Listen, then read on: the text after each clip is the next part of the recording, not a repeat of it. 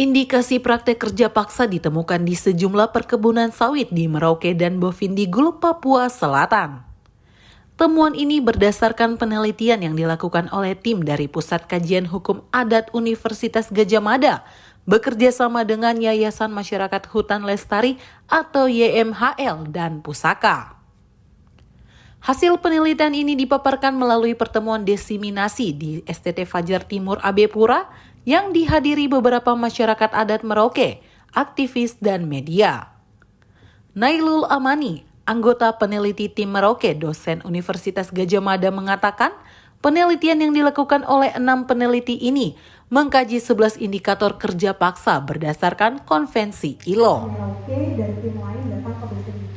Dari hasil penelitian ditemukan bahwa 5 dari 11 indikator kerja paksa terjadi di beberapa perusahaan perkebunan sawit di Merauke dan Bovendigul. Salah satu yang paling menonjol yang masih lekat di ingatan saya itu kondisi kerja dan hidup yang menyiksa. Jadi ada salah satu indikator ILO itu mengatakan untuk melihat kerja paksa itu terjadi atau tidak, itu kita bisa melihat apakah pekerja itu dalam kondisi hidup dan kondisi kerja yang menyiksa. Kondisi kerja itu kita bisa lihat dari K3-nya, apakah K3-nya terpenuhi atau tidak. Nah, di saat di lapangan kita menemukan ternyata K3 itu banyak pelanggaran. Mulai dari APD yang tidak dipakai sehingga menyebabkan kecelakaan kerja, atau bahkan penyediaan APD yang tidak gratis. Jadi setiap pekerja yang mulai bekerja itu mereka untuk APD-nya misalnya sepatu boots, sarung tangan, helm, itu tuh tidak semua diberikan cuma-cuma. Dampak dari industri sawit juga dirasakan oleh masyarakat adat setempat. Banyak dari mereka yang sebelumnya berburu dan meramu, kini dipaksa beralih menjadi pekerja sawit tanpa persiapan yang memadai. Ya, secara langsung dan tidak langsung iya. Secara tidak langsung misalnya, mereka kan tinggal atau perusahaan ini kan berada di lingkungan masyarakat adat ya. Akhirnya masyarakat adat ini terdampak. Masyarakat yang tadinya punya pola hidup atau pola mata pencaharian ya, misalnya yang dulu berburu, meramu, kemudian bergeser menjadi industrialis, menjadi pekerja perkebunan sawit. Padahal sebelumnya mereka tidak pernah dibekali ini, biasa meramu tanpa ada transisi apapun, mereka dipaksa menjadi industrialis. Akhirnya mereka bekerja di perusahaan sawit.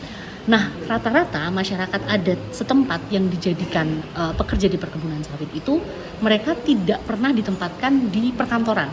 Di administrasi perkantoran itu tidak, selalu di lapangan. Kebanyakan di perkebunan. Jadi perawatan, pemupukan gitu ya. Ada pupuk, ada garuk brondolan, kutip brondolan gitu-gitu. Panen itu semua orang kebun itu yang dipakai di masyarakat setempat itu. Penelitian ini juga menjadi dasar bagi berbagai pihak untuk mendorong advokasi dan kebijakan yang lebih baik guna melindungi hak-hak pekerja di sektor perkebunan sawit. Jadi langkah berikutnya yang perlu dilakukan setelah riset, selain riset lanjutan adalah advokasi. Jadi itu yang paling penting.